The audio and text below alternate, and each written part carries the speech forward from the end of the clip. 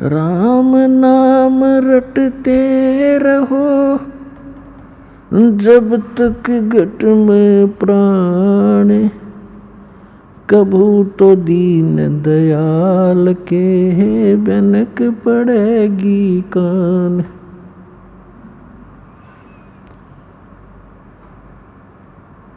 राम रटत कन्या भली, साकट भलो न पूते, छेरी के गल में गलथना, जिसमें दूध न मूत।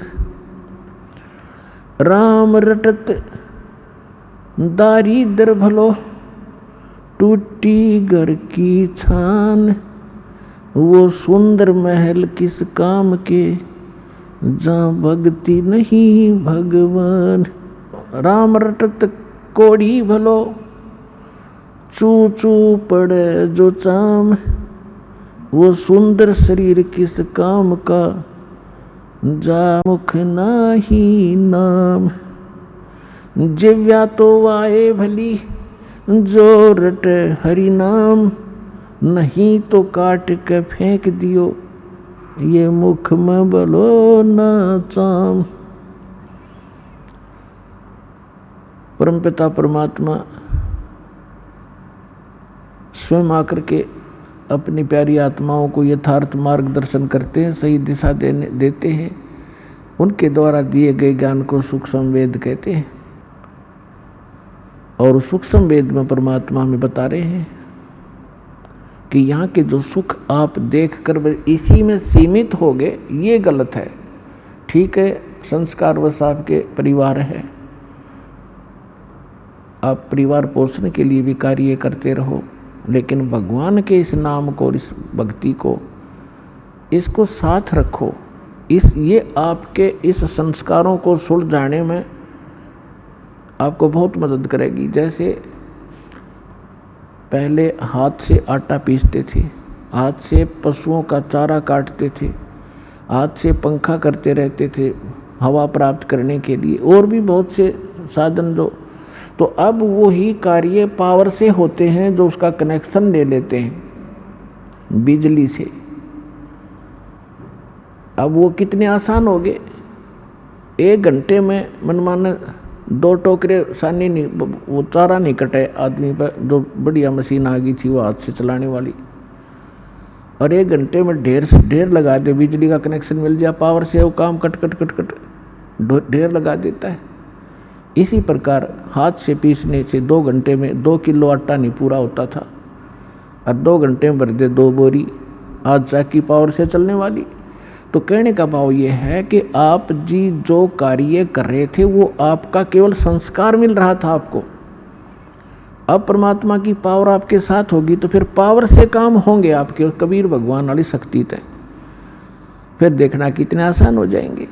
तो हमें ये साथ रखना था, लेकिन हमने साथ रखा, लेकिन वो कनेक्शन ठीक नहीं था, वो पावर पूरी नहीं थी जो हमारे काम कर सके थी। जैसे हम अन्य देवताओं की पूजा करते थे तो उनकी आप पर बैटरी कुछ सीमित सीमा की होती थी, और उनसे हमारे सब काम नहीं हो पाए थे। और उन्होंने भी एक नियम बना रखा है कि जो जैसे कर्म करेगा उतना ही फल मिलेगा। किसी के प्रारब्ध में कोई भी दुख है तो वो देवता, यहाँ तक कि ब्रह्म तक, और ये जो परब्रह्म जिसको कहते हैं अक्षर पुरुष तक, ये आपके प्रारब्ध में, आपके किस्मत में पूर्व निर्धारित जो संस्कार हैं उनमें कोई परिवर्तन नहीं कर सकते। मासा घटे न तिल बधे, विद ना लिखे जो लेख, सच्चा सतगुरु मेट कर ऊपर मारे मेख। तो पुण्यात्माओं, जब पूर्ण परमात्मा का नुमाइंदा, उसका कृपा पात्र संत या स्वयं मालिक आते हैं, 600 वर्ष पहले स्वयं परमात्मा आए थे, और उस समय कोई ऐसा प्रचार प्रसार का साधन नहीं था जैसा आजकल उपलब्ध है। आज तो कोई भी लल्लू पंजू जिसको मीडिया में टाइम मिल जाता है, टीवी के ऊपर बोलने का समय, वे 1 लाख 2 लाख न मूर्ख बना ले, क्योंकि जिज्ञासु उसको संत जानकर उसके पीछे लग लेते हैं। और उस समय 64 लाख शेष परमात्मा के हुए थे। वो कोई ज्ञान से नहीं, ज्ञान तो परमात्मा ये वाणी बोलते ही थे जो आत्मा को खींचती है, लेकिन उनको सुख दिए थे। वो दुखी देख नहीं सकता अपनी प्यारी आत्माओं का, वो परमात्मा है, दयालु है। तो वो क्या बताते हैं, तो उसके लिए बताया है कि मासा घटे न तिल बधे, विद ना लिखे जो लेख, और सच्चा सतगुरु मेट कर ऊपर मारे मेघ। अब सच्चा सतगुरु कहा है गरीबदास जी ने कि जैसे गुरु, वैसे गुरु शब्द पर्याप्त है। गुरु का अर्थ होता है मार्गदर्शक, लेकिन ये नकली गुरु हो गए, इसलिए सतगुरु कहा। अब कलयुग में ये सतगुरु भी नरे हो गए, जैसे ये राधा स्वामी, धन सतगुरु, ये सारे अपने आप को सतगुरु बोल रहे हैं, और कक का पता नहीं है भी इसी अध्यात्म मार्ग का। तो इसलिए सच्चा सतगुरु कहा। इस काल ने उलझाने में कसर नहीं छोड़ रखी इस अध्यात्म ज्ञान को। कबीर साहब कहते, नौ मन सूत उलझिया, ये ऋषि रहे जखमार, और सतगुरु ऐसा सुलझा दे उलझा ना दूजी बार।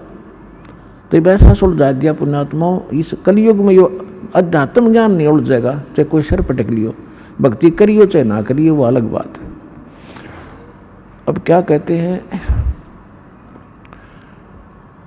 कि मासा घटे ना तिल बधे, किसी भी साधना से आपके प्रारब्ध के अंदर, आपकी किस्मत में जो लिखे हुए आपके संस्कार हैं, जो आपके ऊपर कष्ट आने हैं, मृत्यु होनी है, वो चेंज, वो बदल नहीं सकते।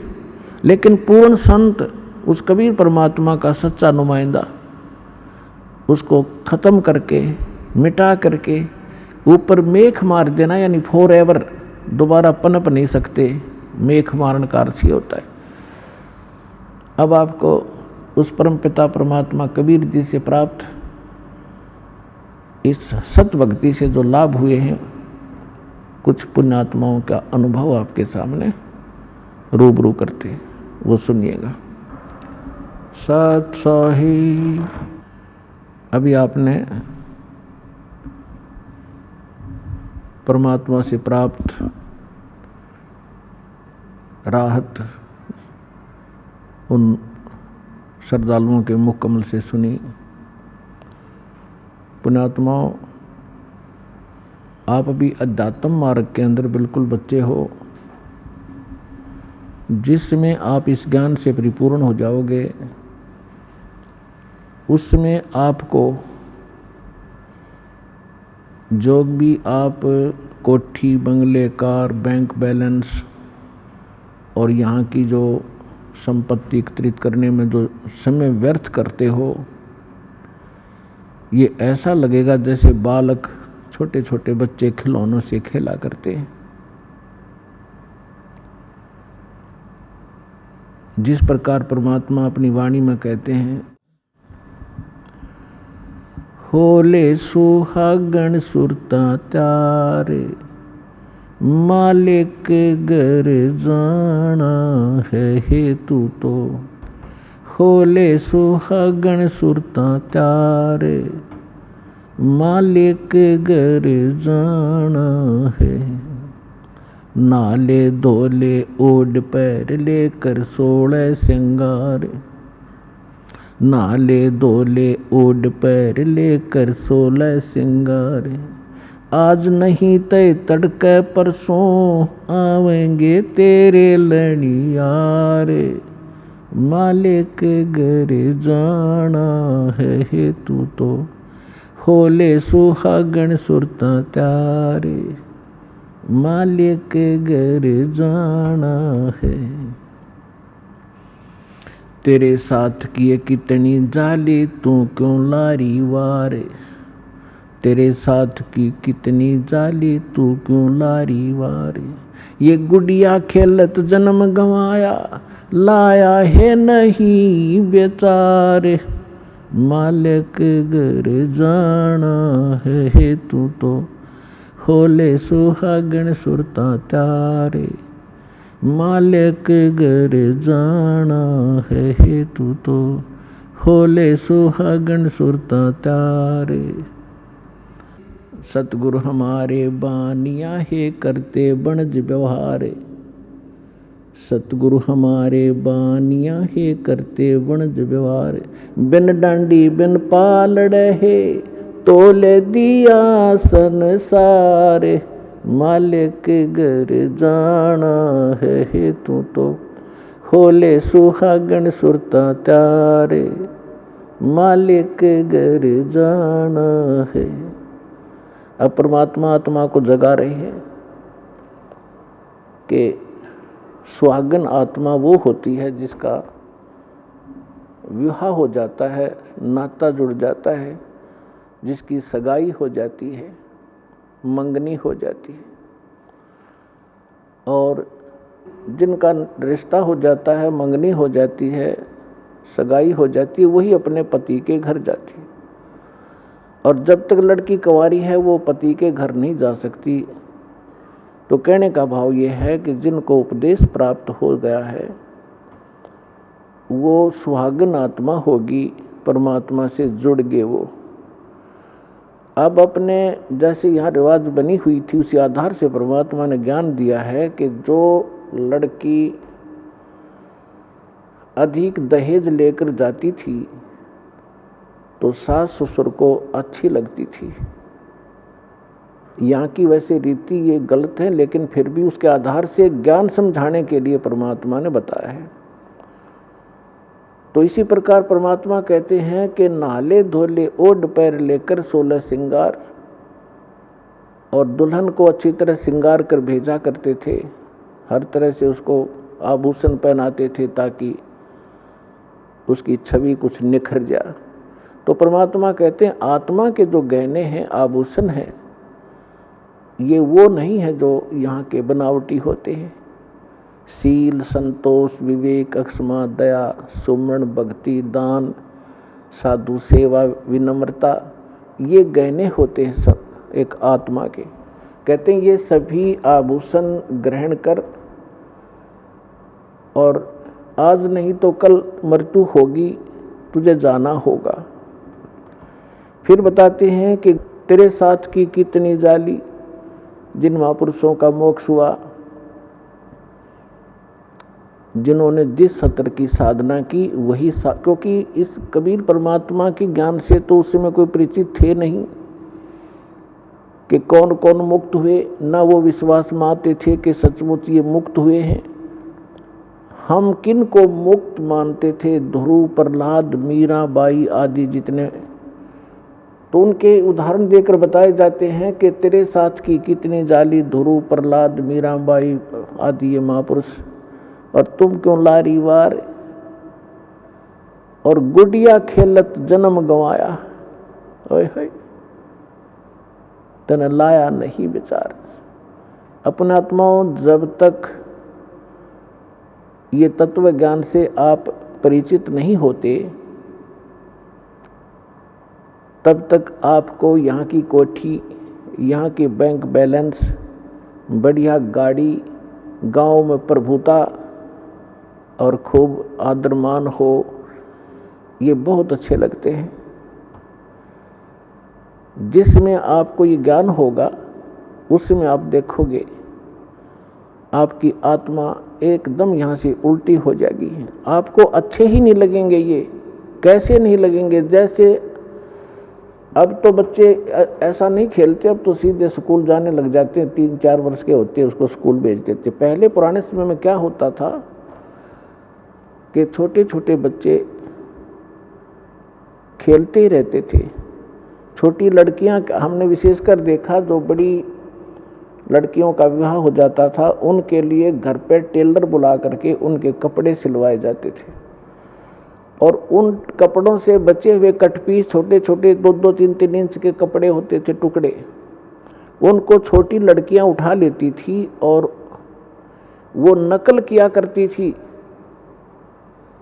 क्या नकल करती थी कि जैसे पहले क्या करते थे, हमने देखा, हमारे विशेषकर ये रीति थी कि लड़की जब अपनी ससुराल जाती थी उससे पहले उसका दुष्प्रचार करते थे, दहेज। उसमें कहते थे 30 कपड़े, सूट, तिल बोला करते, आगे वालों की यानी आगे ससुराल वालों में किसी सासू की, नंद की, पीतस की, तायस की, दादस की, ऐसे, और फिर वो आगे वालों की, और 20 लड़की की, वो अलग अलग कपड़े रखे जाते थे। तो वो लड़की छोटी सी क्या करती थी, उन छोटे छोटे टुकड़ों को इकट्ठा करके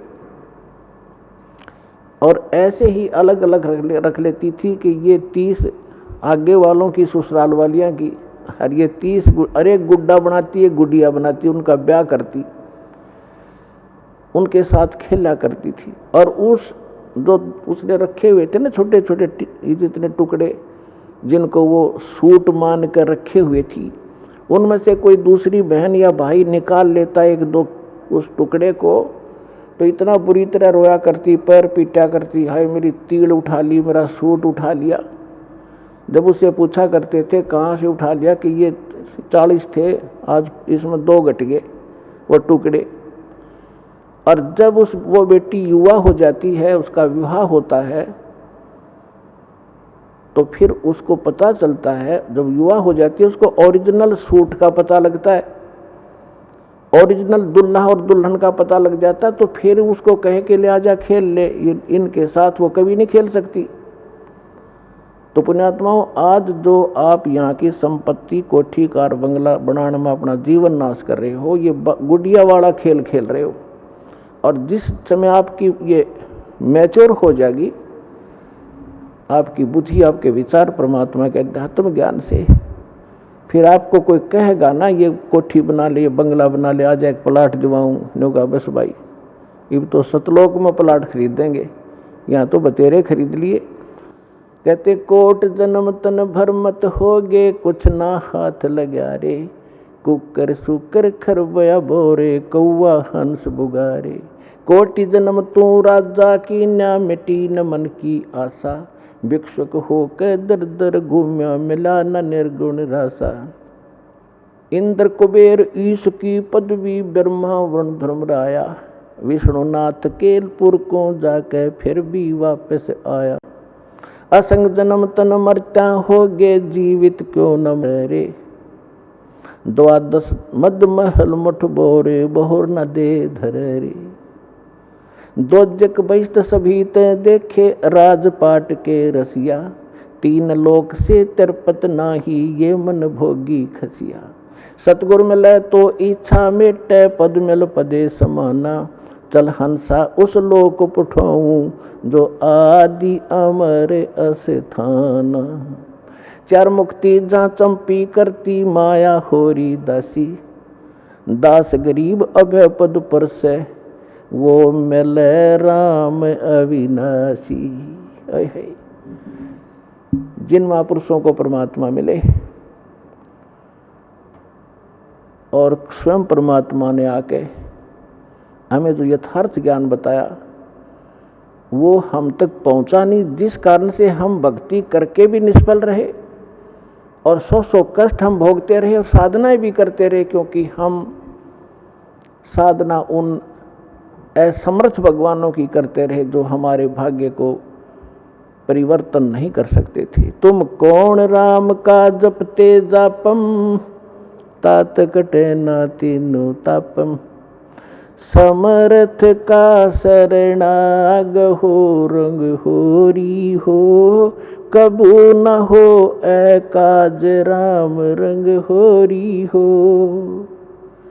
समर्थ का शरणाग हो, यानी उस समर्थ की शरण में आओ, तब तुम्हारे घर में सदा खुशी बनी रहेगी या होरी बनी रहेगी। और कभू ना हो आकाज राम, रंग होरी हो, कभी आकाज नहीं होगा, कोई आपके घर में दुर्घटना नहीं हो सकती। देखो, कर्म के संस्कार आपका प्रेशर जरूर डालेंगे। जैसे आपने भक्तों के अनुभव सुने, कैसे कैसे जुल्म ढाने चाहे काल संस्कार ने, और परमात्मा ने हट एक तरफ 2 सेकंड में टाल दिए सारे। तो जब तक आप परमात्मा की मर्यादा में रहोगे, कबीर भगवान की में, आपको पूरा साथ देगा। यदि आपने मर्यादा भंग कर दी, आपने कोई परमात्मा का नियम तो भंग कर दिया, तो उस समय काल का दाव लग सकता आपके ऊपर। और अन्य भक्त ये सोच रहे होंगे कि ये दीक्षित था इसके साथ ऐसी घटना क्यों घट गई?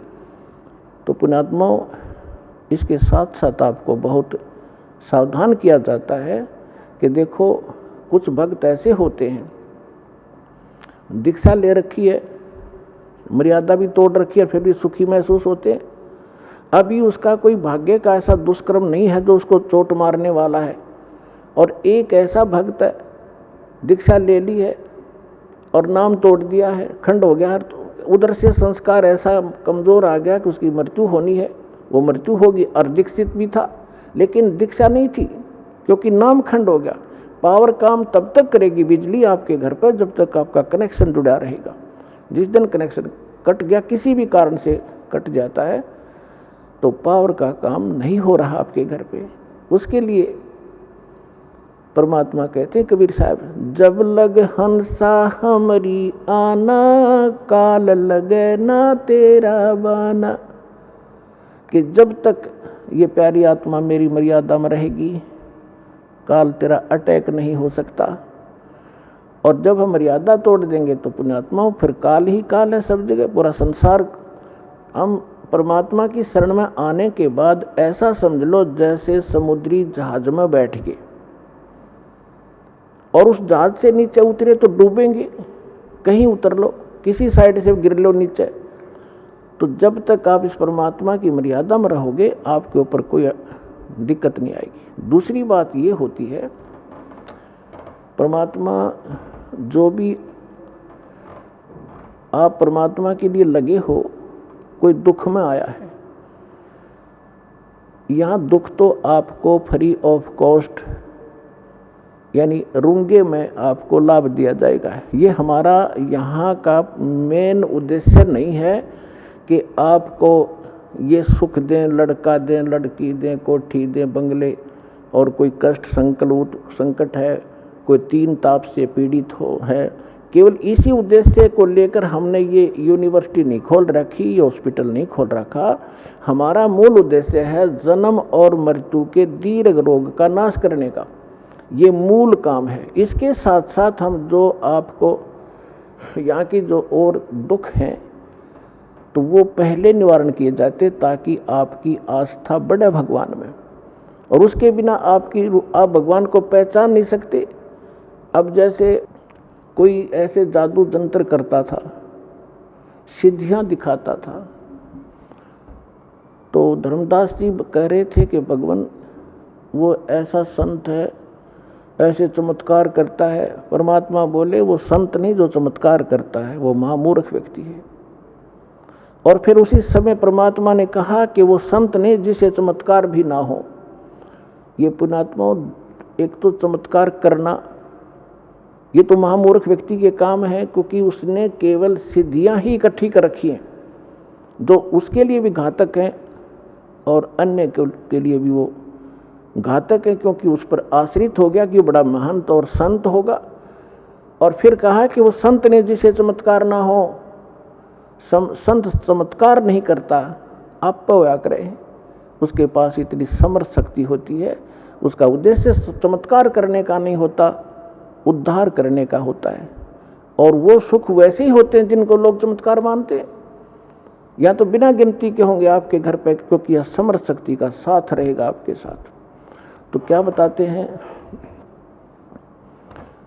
तो परमात्मा हमें याद दिलाते हैं कि जब तक आप हमारी मर्यादा में रहोगे आपको यहाँ के सारे सुख भी देंगे जिनको आप सुख मानते हो। अब पुण्यात्माओं, जो 3 ताप के कष्ट भी आपके कहीं नहीं कटे। यहाँ पर आप भक्तों के अनुभव सुनते हो, सब जगह चले गए थे, किसी में प्रेत था, किसी में जिन था, किसी पर कोई देव था, किसी के ऊपर कोई पीर तंग करता था, किसी में भैरव कूदता था, सब जगह जा चुके थे, लेकिन यहाँ आके सुख हुआ। हम ये उद्देश्य नहीं रखते कि ये सुख दें, ये तो आप होंगे, आपको ये तो पहले होंगे, क्योंकि जब तक आपके पैर में कांटा लगा है तो कांटा निकालना हमारा उद्देश्य है, क्योंकि कांटा लगे पैर में जूता पहना नहीं जा सकता। अब जैसे आप पहले हम सुनते थे किसी भी संत के पास दुखी जाता था तो पहले तो अपने जंतर मंत्र बताता, ये कर दो, वो बोल दो, 5 कपड़े रख दो, ऐसे श्राद्ध निकाल दो, ऐसा दान कर दो, मैं तुम्हारा मंत्र जाप करूँगा। जब कुछ नहीं होता था लास्ट में ये कहते थे कि ये तो आपके भाग्य में लिखा हुआ है, आपके प्रारब्ध का कष्ट है, ये तो भोगना ही पड़ेगा। और फिर भी कहता था ले राम नाम का जाप करते ही रहना। पुण्यात्माओं, जैसे किसी के पैर में कांटा लगा हो और वो किसी के पास जाता है, वो कहता है, कोशिश करता है, उसके पास औजार नहीं है उस कांटे को निकाल दे, और वो कहे कि कांटा तो निकल नहीं रहा, ये तो लगा ही रहेगा क्योंकि गहरा चला गया है, अब ले जूता पहन ले, आगे कांटा नहीं लगेगा। तो कांटा लगे पैर में जूता नहीं टिक सकता, पहले कांटा निकले और फिर उसको सलाह दी जा कि फिर जूता मत निकाल देना, नहीं तो ये पीड़ा फिर आ जाएगी आपके ऊपर। तो फिर वो व्यक्ति उस पीड़ा से परिचित है और फिर वो कभी जूता उस मार्ग में निकाल लेगा। तो पुण्यात्माओं, जो दुखी व्यक्ति यहाँ आते हैं सौभाग्य है उनका, जो सुख में आते हैं उनका भी सौभाग्य है, लेकिन जो दुख में आते हैं वो ज़्यादा स्थिर होंगे, क्योंकि सुख तो होगा ही होगा। ये तो सुखदायी भगवान है, समर्थ परमात्मा है, सुख का सागर है, ये दुख नहीं देता, और सुख इतना देगा बहुत गना आपको। और फिर थोड़ा सा यहाँ गाइडलाइन इसलिए दी जाती है क्योंकि आप मार ना खा जाओ भक्ति मार्ग में, इस मार्ग पर टिका रहना कठिन है। उसके लिए आपको ये फाउल पॉइंट बताए जाते हैं और साथ में गाइडलाइन दी जाती हैं जो आपके इस भक्ति मार्ग में सहयोगी होंगे। कुछ भक्त हमारे अन्य दुखियों को लाते हैं अपने पड़ोस से, रिश्तेदारों को समझा बुझा के, चलो वहाँ ठीक हो जाओगे, चलो वहाँ ठीक हो जाओगे, जाते सुख हो जाएगा, स्वस्थ हो जाओगे। तो पुण्यात्माओं, क्योंकि आपको मालूम है कि यहाँ ऐसे होता है, लेकिन जो केवल यहाँ इसी उद्देश्य से आता है कि मैं ठीक हो जाऊँ बस, तो उसका अगले उद्देश्य से भी परमात्मा परिचित है कि ये केवल झाड़ा लुहान आया है और ये ठीक होया फिर दोबारा नहीं आएगा। तो परमात्मा पुण्यात्माओं, इस दास ने 1994 से लेकर आज तक इस परमात्मा के से काफ़ी निकट सानिध्य का अवसर मिला है, और जो मालिक ने परमात्मा की शरण में इस दास के माध्यम से आने वाले भक्तों के सुख देखे हैं वो अद्वितीय है। लेकिन हमारी जब तक हम ज्ञान से परिचित नहीं होते तो आप कभी भी डगमग हो सकते हो। एक गांव में हमारा भक्त था, उसके यहाँ हम सत्संग करने जाते थे, 3-3 दिन का पाठ करते थे। जैसे यहाँ 3 दिन करते हैं वो पर एक घर में किया करते थे, क्योंकि इस सत भक्ति को हमने बेस बनाकर चलाना पड़ा। एक घर में 3 दिन और 2-2 टाइम सत्संग करते, घर वाले आ जाते, अड़ोस पड़ोस के आ जाते, वो रिश्तेदारों को बुला लेते, तो उनको 3 दिन तक परिपक्व करते ज्ञान से। पहले दिन तो वो कुछ बेदकते, फिर धीरे धीरे सेट हो जाते और फिर उनके सुख देखते। तो उसके पड़ोस में एक लड़की थी, उसके दोनों किडनी खराब हो गई, चारपाई पर लेटी हुई, सारे सोजस आई हुई। उसने कहा कि आ जाओ, तुम नाम ले लो और ठीक हो जाओगे, हमारे गुरुजी से उपदेश ले लो, इनके भगवान कबीर साहब ठीक कर देते हैं। उन्होंने उस लड़की को ले आए, उन्होंने दीक्षा ले ली। फिर हमने कहा कि एक पाठ कराओ, फिर हम घर में ही करते थे। हम पाठ करने गए 10 दिन के बाद, वो लड़की ऐसे चारपाई पे लेटी हुई, 10-15 दिन उसने थोड़ा बहुत नाम जाप जैसा किया। हम गए तो वो उठा कर लाए उसको, दास भी वही 3 दिन रहता था घर घर पे। मैंने कहा बेटी तू उठ और बर्तन साफ कर, भगत आए हुए खाना खा, जैसे ऐसे भंडारा होता था छोटा, 10-20 भगत 50 भगत आते थे आसपास के, बर्तन साफ कर। तो उसके घर वाले कहने लगे भक्तों से कि तो बैठ तो सकती नहीं, कैसे बर्तन साफ करेगी। तो कहा कि आप एक बार इसको बैठाओ, जो आदेश है पालन करो। उसको ले जाकर पीढ़े पर बैठा दिया, जहाँ बर्तन साफ करे थे। 2 घंटे बर्तन साफ करे उस लड़की ने, और तीसरे दिन अपने आप उठ कर चल पड़ी। बोलो सतगुरुदेव।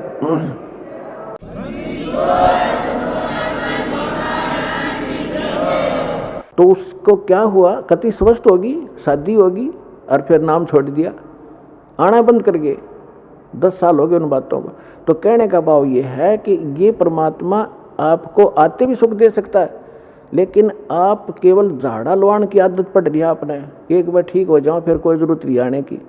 और हमारा उद्देश्य ये है कि ये तो सुख आपको मिलेगा ही मिलेगा, लेकिन हम बार बार आपको यहाँ बुला करके आप भक्ति से और ज्ञान से परिपक्व करना चाहते हैं, ताकि आपके संस्कार भक्ति वाले बढ़ें। एक कष्ट तो आपका दूर हो गया, आपके तो जीवन में 20 और हैं ऐसे ऐसे, फिर वो तोड़ देंगे दे, या आपकी बहुत बुरा हाल कर देंगे। तो पुण्यात्माओं, ये ना समझना कि आप ठीक नहीं होगे, सभी ठीक होंगे, लेकिन परमात्मा अपने हिसाब से करेगा, और लेकिन आप पर आपत्ति नहीं आने देगा। तो इसलिए आप परमात्मा के इस ऑपरेशन में जो कर रहा है इसमें ऑब्जेक्शन मत करना। जैसे कोई रोगी है और डॉक्टर के पास जाता है, डॉक्टर अपने हिसाब से कर रहा है, तो उसमें बीच में अगर मरीज अपनी टांग अड़ावे कि ना ऐसे नहीं ऐसे कर दे, तो वो काम बिगाड़ देगा, वो ऑपरेशन खराब हो जाएगा उसका। तो परमात्मा आपको सुख देगा, आपके सिर पर हाथ रखेगा, आपके बच्चों की सुरक्षा करेगा और आपको मोक्ष देगा। आप विश्वास के साथ लगे रहना। बोलो सतगुरुदेव।